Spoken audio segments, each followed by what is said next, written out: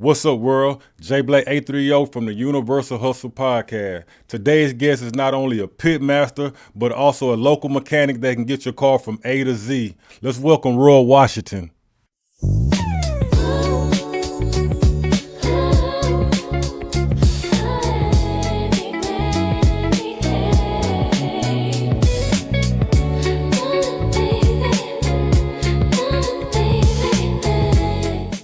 Brother Roy, man, it's a pleasure to have you in here, man. What's going on with you, man? What's up, Jay Black? How you doing, sir? Oh, man, shit, chilling, man. It's a pleasure to have you on here, man. Yes, sir. I appreciate you, man, very much. What's going on with you, man? Another day, man, another dollar. Another day, man. We're trying to adjust to this weather. How's it going over there at the shop, man? Man, it's going good, man. It's been nothing but blessings, man. Nothing but blessings. You got heaters everywhere. Blowing. We moving. We staying motivated. Just trying to go, man. Just trying to make a living. See, a lot of people don't know, man, that you started. I mean, when we was younger, I used to pass by and see you right outside the hood popped up on different cars. I said, man, look at this youngster out here, man. I don't think he know what he doing, man. That hood been up for the last week in that same car, man. So is that how you got started? That was back when I got started, man. Actually, my father-in-law got me into the game of turning wrenches. And I just had a passion for it, man. I fell in love with it and just chased it, man. And I started right there on the corner of Pascal and Shriner and worked there for several years. Watercrush. Just turning wrenches, man, trying to make a dollar. Right. And I had a mindset and I had a dream that I wanted to have my own shop one day, and I wanted to be like all these other big shops, got a nice little place, and be able to take care of the people, do quality work, and I just kind of stood on it and just fell in love and just ran with it, man. Just literally ran with it. And you get all your little obstacles that try to slow you down, but I just kept going, kept pushing, man. Right. Got to keep pushing. Right. So what were some of your hardest obstacles at that age? Man, at that age, trying to start something, the biggest one was money, man. I'll tell you right now, money. Like, trying to get help, I had nobody really to help me, just be like, hey, here's 30 grand, here's 40 grand to get you started, Right. So instead of going that route, I just kind of figured out a way to work, get a job in a shop, start working, start saving my money up. Right. Start doing a little side work, and as long as I took care of my family, whatever extra I had, I just put out to the side so I could start buying my equipment, my tools, everything, just started building it up. But literally every piece of my business started from buying one piece to the next piece to the next piece. Man, it was like a puzzle. I was just putting it together, man, just throwing that puzzle together, man.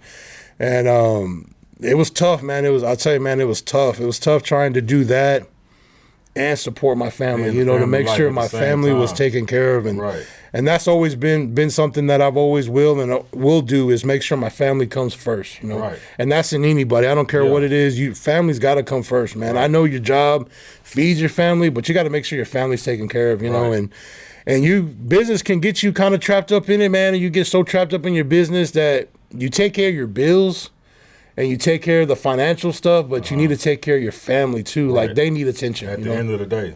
End of the day, man. Can't be some strangers coming in at night. Nah, it can't, man. It can't. Off in the next morning. It can, and it's something that I had to do, and I learned from it. But if I tell you anything, just make sure if you have a business, just kind of focus on your family too. You got to split it up, you know. Right. You got to have your business and your family time. Mm-hmm. It's got to all kind of mesh together, Yeah, for sure, man. Okay, yeah, that's some good game for the people that's looking into getting into this mechanic thing. But so you opened your first shop. Was the shop out there going towards Bandera? Was that the first shop? Actually, the first shop I had started off in the Town and Country Business Center. Over there with Debbie. Yeah, okay. Where Miss Debbie Nelson was at. I had a little, I think it was like 600 square foot shop, and I worked out of that for a little bit. And then my father-in-law ran into a little health issues, and he wanted a little spot. He couldn't afford where he was at, so I got a little bigger shop, and we split it down the middle. He had a little piece, I had a little piece, because he was doing little race car stuff and stuff with his stuff. So we kind of split it down the middle, and then kind of split the rent, kind of helping him out too, him helping me out a little bit, so. Right.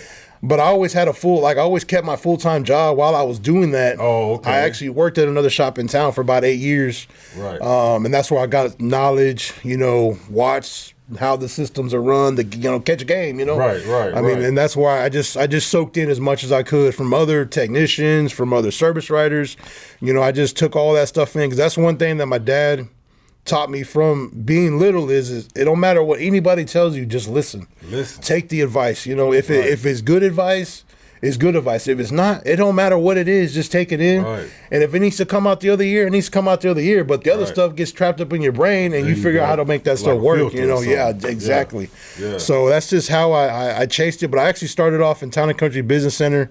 I was there for a while. I ended up renting another shop. I had 2 shops back there, and then I went out Bandera Highway. I was actually the people that owned that out there would eat at the Rio Ranch Cafe, and they would come over and just kind of talk to me and look at the buildings and stuff. And they just asked me one day, like, "Hey man, what do you pay? This and that." And I told them, and will you be willing to move to something a little bit bigger? I'll build you a shop, So they built me a shop out there, which was the biggest one they had built at the time. Mm-hmm. And I went out there, and I'll tell you one thing, man. When I moved out there, I had a lot of negativity coming from certain people. Like, you ain't gonna make it going out there. You're 8 miles out of Kerrville. Nobody's gonna want to drive out there, man. And I was just like, that stuff was coming in. I was taking that in, but I was like, man, ain't nobody gonna tell me that something can't be done. Right. And if you do tell me that, that's the worst thing to tell me, because I'm gonna make sure I fire it up and we finna go somewhere, So I went out there, and I was truly blessed, man. Like, I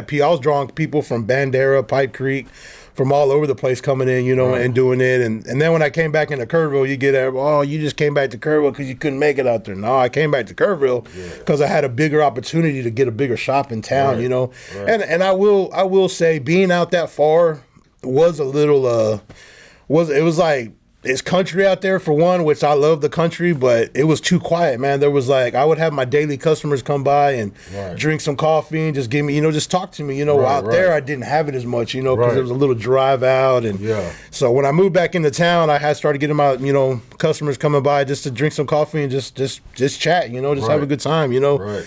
So, but yeah, I mean, we've been blessed. We've been in the Mill Run industrial area for probably 8-9 years now.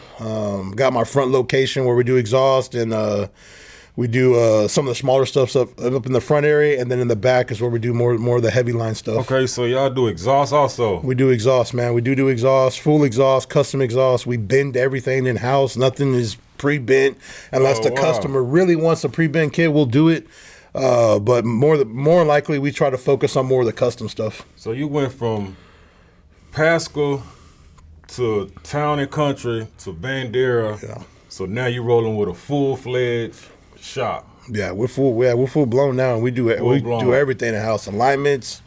I mean, I try to keep. That was another thing that I had in my mind, is I wanted to have a shop where we could do everything in house. Right. I don't have to send anything to anybody else. Right. I want to be able to control it all here. That's crazy. So, man. And that's the only way you can keep quality and everything. If it stays in one little nest and then it leaves, it's a lot better that way. It keeps all the money in house and everything. So, not that I was trying to take business from anybody else. And actually, when I took on the exhaust and the alignment deal, that kind of came on my plate from a friend that used to work for me that no longer does, but we're still friends. But that deal kind of fell on my plate, and I was really trying to help him out, trying to go do something. Well, instead he wasn't ready for that move, so I ended up just taking it and running with it, and we do pick and kind of not really pick and choose, but there's certain jobs that we don't want to mess with when it comes to the exhaust, because there's stuff that it's not really falls in our lines. We like to do more of the custom stuff. Right. We're not really mainly for just putting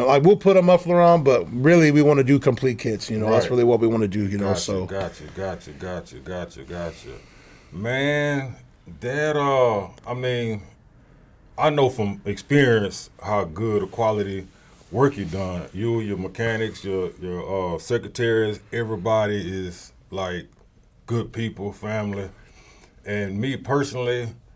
I can say that you treat your customers with real live love. It's more than just fixing your cars and send you on your way. Yeah, for You sure. do your checkups, and they bring if something's wrong, you don't have no Turn problem. Hey, let me get it right. So, what part of this the mechanic world did you pick that up at? Is the customer skills? Man, Is that something that was embedded in you?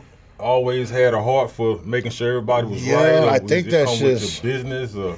I mean, I think it's just having the type of person. I mean, it takes a special person to have the customer service. And I will say, my wife is probably the best customer service person there is. Right. Shout out to Ashley. She can take care of the customers. They can chew her to the ground, and she's going to give them 100% what she's got to do for them. You know. Right. My side, I'm a little different, but I have gotten a lot better over the years. Because sometimes it's frustrating, honest, man. huh? I'm just being honest, man. When you trying to run a shop and you got a bunch of stuff going on, and you got a customer breathing down your throat, it could get a little tension there. And I'm a very respectful person. I mean, that's the way I was raised. I was raised with respect, so I try to stay in those lines. But once you disrespect me, then at that point I kind of come out of my shell a little bit. That's not what I want to do. But we're all human. We're all gonna have that. So, but man, on that aspect, I would say I think it's just because I never really. I think it's just being. Back when I was younger, I was into the food stuff, working in restaurants and stuff, working at Choo Choo's barbecues for almost 9 years. And I got a lot there. Choo Choo, yeah, man. Choo Choo's, man. That was a spot back in the day for barbecue, man. He was the man, and I think I learned a lot. Customer service there, how to treat the customers, how to take care of them, when they're mad and frustrated, how to make sure that they're good, so I give them that, that's kind of where I learned that part of it, because I mean, I don't know really where else it came from, because I don't really, working in a shop, you're kind of in the back just working on cars, I was never really was a service writer anywhere. I was just pretty much a mechanic, Right. And then, of course, I did run my business for 5 or 6 years by myself. So I was like the worker, the man up front, the parts order. I kind of did it all, So putting the puzzles together, and just kind of put it together. So, but yeah, man, I got this question for you, man. I need to know.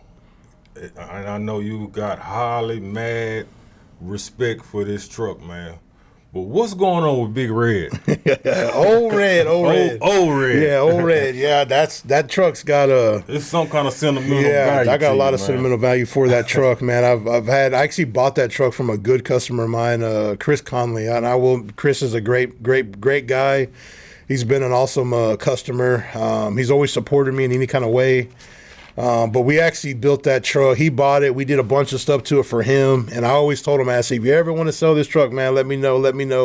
And you know how people always say they're going to sell it back to you. They're going to give you opportunity to buy it. Well, the day came where Chris called me and said, hey, he says, man, I'm gonna sell the truck. I found another toy. I'm going to sell the truck. And he gave me the number. And I was like, man, financially, I wasn't in the position, but I wanted the truck bad, and I think Chris knew that I wanted it bad, so we come up with an agreement. I was able to get the truck, and man, that truck is like my baby, man. That truck sits right there with my kids, like literally, like I love that truck. I told my wife, if I sell anything, the only time I'll ever sell my truck is when I'm dying, if I had to, Right. Otherwise, that truck will stay in my family forever. Even if you don't drive it. Yeah, even if I don't drive it. It's actually out of commission right now. It's getting a bunch of upgrades and stuff done to it. Yeah, that's every summer, just trying to make it better and trying to get it to where I really want it, and it's hard to do that when you run a business, Right. Because I don't like my personal stuff, and that's my personal truck. It's part of Rolls Automotive, but it doesn't interfere with customers' cars, so I don't put that in front of anybody's stuff. Right. I try to do that at my house on the side, so I pull it away. But yeah, hopefully by the end of the year it'll be back in action and ready to roll. So yeah, see, my favorite truck I remember you having was Debo, man. I didn't think you were ever gonna sell Debo, man. I was in love with Debo. I love Debo. What kind of truck was that? That was a Dodge. It was a 2019 Dodge Ram 3500. Big boy. Yeah, that was a good one. That was a good one. I should have kept it, but sometimes you gotta lost your dog. Huh? Yeah. Sometimes you gotta move them around. You can't keep them all. But so that Lincoln. Last time I was at your spot, I seen that Lincoln, that old school Lincoln. What's the status on that? The Continental, yeah, that's my wife's '66 Lincoln Continental. That's a bad boy. Yeah, it is, and it's actually getting a heart transplant. soon. It's going to be getting a new heart. You know, it's in the motion, but it's another one. You know, we stay so busy with running a business and our kids and stuff. You know, and then trying to start new stuff. You know, it kind of makes it a little tough to get to it. But hopefully, that'll be something that we would like to try to get back on the road for the end of the year. Right. So. This episode is sponsored by Top to Bottom Medical Scrubs and Accessories, located at 608 Junction Highway in Kerrville, Texas. They have scrubs for both women and men in a variety of colors and many options to choose from. Open from 10 a.m. to 6 p.m. Monday through Saturday, or you can reach them at 830-777-9470. Man, you got a lot going on, man. I look on your page, I see the baby doing the volleyball. Yes, yeah, she is. She's volleyball going on. Yeah. Your volleyball dad. You work on your own cars. You try to make it to these car shows and get the trophies. Then you got your own business. So what other hustle do you have?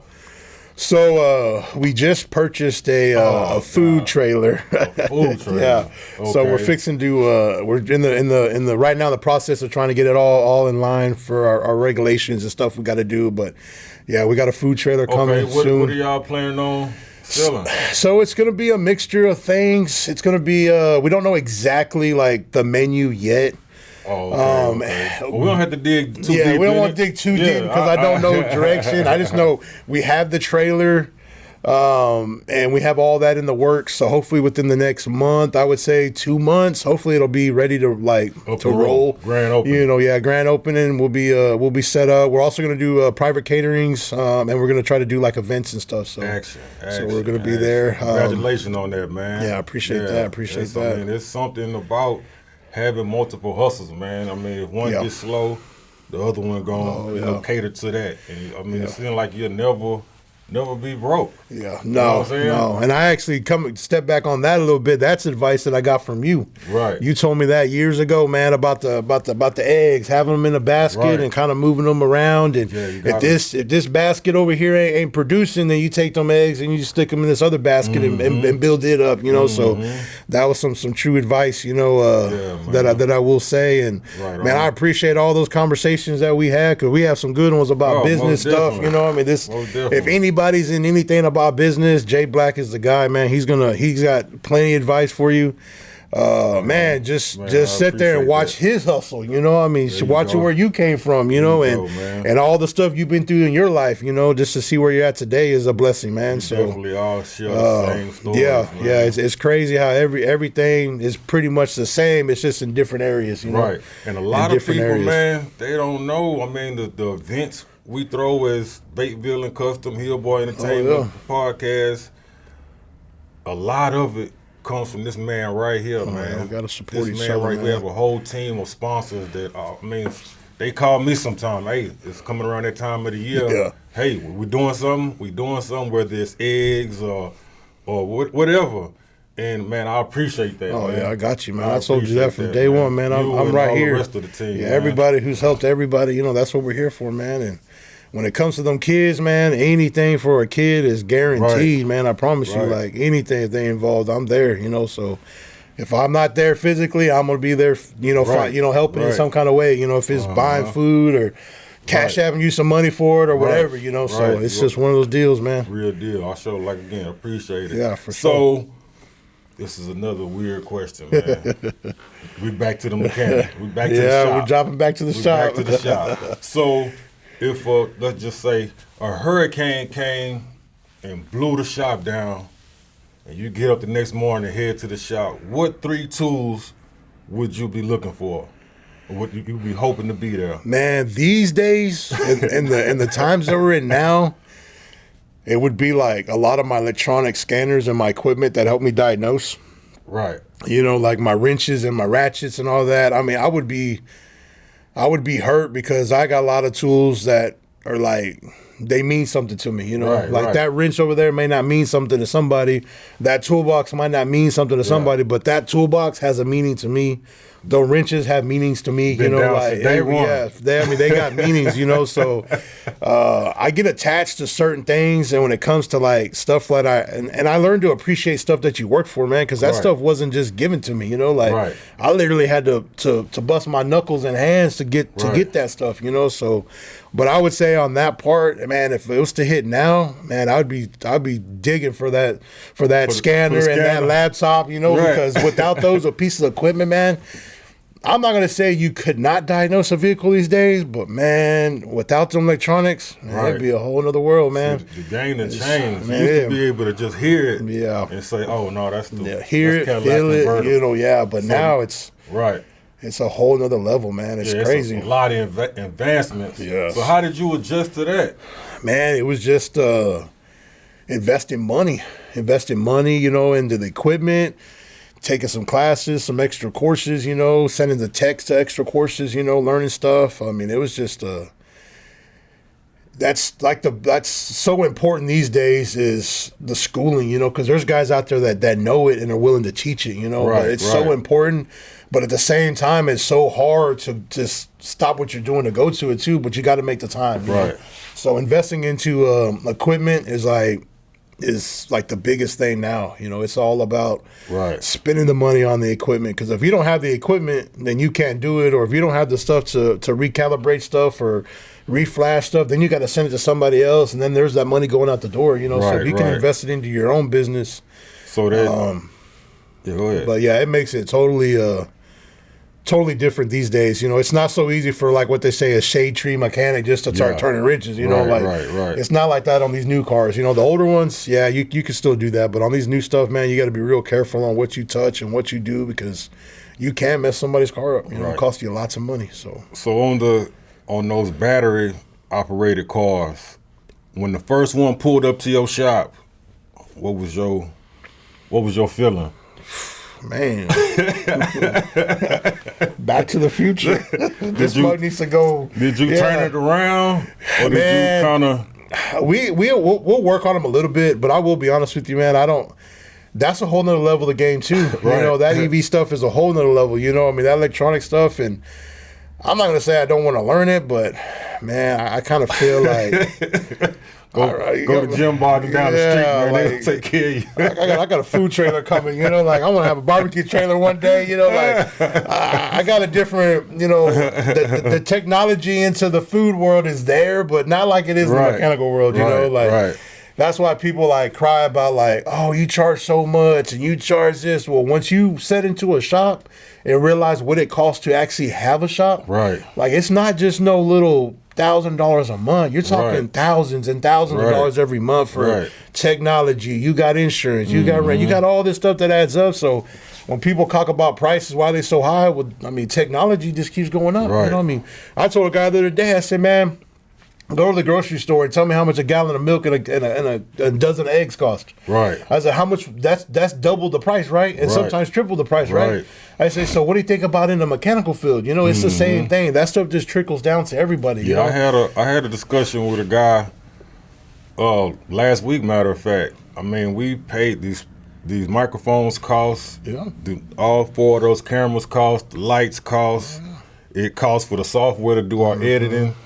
And so Everything. when I presented the podcast opportunities, hey, I want to get on it. I said, okay, well, book your spot, man. It's I gave him the price, and I haven't heard from him since. But I know that's where it comes from. It wasn't expecting to be a price, but I mean, I made this whole investment, Yeah, it's money, yeah. and I need to, Yeah, you that gotta was recoup the it, whole yeah. point of. Yeah. I mean, I'm not only making a profit and making my money back, but I'm also helping you Get as your a business businessman. out there, yeah, for you know, sure, and yeah. every businessman should want to have their business promoted. But yeah, that's a lot. It's, everybody. Some people understand, some people won't, man. But I learned that we just can't. We can't please everybody. It's impossible, man. No, it is very impossible. It's impossible. But yeah. So you said a barbecue. You got that? You still got that big pool barbecue pit thing? With Yeah. You still got Yeah, it? that pit's called Willie Nelson. Willie, I was just about to ask you the Willie, name. yeah. Willie Nelson. Willie, yeah, he gonna smoke. loves to smoke. He gonna man. smoke. Yeah, I still got it, and I still do little stuff here and there for certain people. You know, we did a bunch of briskets not too long ago. You know, so yeah, I still pull it out. I have a passion for cooking, and when I get behind the pit or I cook, I like to cook for people, you know. Right. Like I love to like cook for a bunch of people, you know, and it's just I don't know what it is, but it's a drive, you know. It's like the mechanic drive, you know. Yeah, I seen you. But I love to cook, man, and having everybody just eat and like, man, he's got good. This is good, you know. I mean, and it's just a good feeling all the way around, you know. So wings or leg quarters? Man, I'll tear them both up. Yeah, I'll tear them both up. You know, I ain't scared of neither one of them. What did your favorite meat to cook? Man, it used to be brisket, man. I used to love to cook brisket. Oh man, brisket, you know, man. brisket. But I mean, how long it take you to cook the brisket? How long you let it smoke? This gonna tell me everything. Man, on my, well, it depends. If I use my barrel smoker, it'll be 12 to 16 hours, you know. Okay, but if I use my rotisserie, old Willie, you know, 10 hours, you know, I can have a brisket ready. Spin it right 8 to 10 hours, you know. Yeah, that rotisserie pit is a whole nother game. Right. A lot of people not familiar with the rotisserie pit, but at Choo-Choo's, that's what we had. We had a Southern Pride rotisserie in there, and that's when I learned how to cook on a rotisserie and what the difference is. But if you ever cook on a rotisserie, and it's not hard at all once you learn the concept and the temperatures and everything, it cuts the cooking time down. But all your meats, you don't touch them. You set them on the pit, and them mugs are rotating. They just spin. They spinning in there, rotating. They're getting heat from the bottom, the top, the sides. All the juices are falling on each other, you know. So it is a whole nother level of cooking, and I'm big on rotisseries pit. So that's if anybody hasn't ever tried one, they're not. You can get smaller ones that aren't too bad, but they are a little pricey. But they're damn worth it. If you're gonna cook big cookings and stuff, they're great for that, man. Get them out the way, get them in and out. Yeah, in and out. You know? I noticed you do a lot of fundraising, man, and I always see you. That's why I knew you had a passion for. Yeah, I got to, man. For the cooking, man. The fundraisers, yeah, we do a lot of fundraising events for all different stuff. You know, kids. My daughter was trying to go to Hawaii. Her team was, so we did a bunch of stuff for that. But yeah, somebody's fighting cancer, they need a little bit of money. You know, we've done benefits for that. You know, so yeah, I mean, a lot of people know if there's a benefit they need help, they can call me. Right, I'm down. I'm ready to help. You know, so yeah, that's what's up, man. You know? And that they keep everything going, man, because it's nothing like making money, of course. Yeah, but for people like us, it's the smile we can put on somebody's face, the joy, or the best we can. Be a part of putting a smile on somebody's face, man, in need. You know what I'm saying? And that's, it's not too many people like that, but, we all stick together, man. Yeah, for sure, we all stick together, man, but we also can't be a doormat, man. That's something I'm going through right now, man. I've been feeling real kind of conflicted with certain situations. People come in, hey man, and I know it ain't right. It ain't right. You know what I'm saying? And it hurt my heart to say no, but man, if you don't, man, people will start walking all over you. Yeah, but so before we go, what other business did you? So starting tomorrow is actually the opening date. Grand opening of it's going to be called Newfound Diesel. Me and a good longtime friend, his name's John Morris. He's a diesel man. He's a diesel man when it comes to diesel, man. He knows that stuff in and out, old to new. You know, he knows them very well. He's got a pretty good reputation in this area, but me and him teamed up, and we're going to open up. It's going to be called Newfound Diesel. Okay. Its day opening is tomorrow, which we're still trying to get everything kind of lined up on it. But tomorrow's going to be our opening date. We'll have to get you back in, man, and give us some more details on that get one. The word out on that, man. Any kind of diesel repair, we'll be that's crazy, man. Take care of you on that. So. Motivation, man. Yeah, to me and anybody watching, man, you just got to keep going. Just got to keep pushing, man. Just keep pushing. I tell people that all the time. And right now in the hill country, those trucks, man, that's huge. You see diesel, you get smoke blowed in your face at every light. Yeah, it's diesel. There's so many. They're used for so many different things, But yeah, Kerrville's got a big diesel truck scene, and just your normal working people to the youngsters want to run them, So But yeah, it's it's a huge deal. So for the people watching, man, that's looking to get into the entrepreneur world, man, what would one thing you would tell them right now? Man, one thing right now is to go, man. Just do it. Just keep get up pushing. there. You know, don't let nothing get in your head, or don't let nobody tell you can't. You know, just get out there and let loose and have faith and believe in the Lord, man. I mean, He will guide you down the road, man, in all different ways. And sometimes you gotta you can't move too fast. Sometimes you gotta go at a slow process and let Him kind of build the path for you as you go, you know, you got to, man. I mean, that's what I had to do, you know. Follow the signs. And starting from not having nothing to no banks, nobody saying, here's all this money, you know, it can be done. It's just going to take a lot of work, a lot of dedication, and you just got to keep pushing. Just got to keep pushing, man. That's what's up, man. Just get in the gym and just put all that weight and just keep adding, just keep going, pushing, you know, just don't stop, you know. Bust. You know, just don't stop, you know, just keep going and stay positive, man. Stay positive and try to group yourself with a group with some good people who can guide you, you know. Right. And one thing you will learn when you have a business, and I will say, is you'll find out who your true family and your true friends are for sure, man. Definitely. That's one thing that I had an old school guy tell me that one day. He's like, when you get your business, man, you're definitely going to know who your true friends have been. So I was like, what do you mean? He's like, the ones let's see how many of your friends really support you, you know, that are there for you, that bring you their stuff, man. You know, so it's crazy. You really learn that, you know, there's a lot of, good and there's a lot of bad having a business, you know. There's a lot of it, you know. But at the end of the day, it is what it is. It is what it is, man. Can't cry about it. We can't be emotional about it. We gotta keep on going, man. Keep going and having faith, man. So.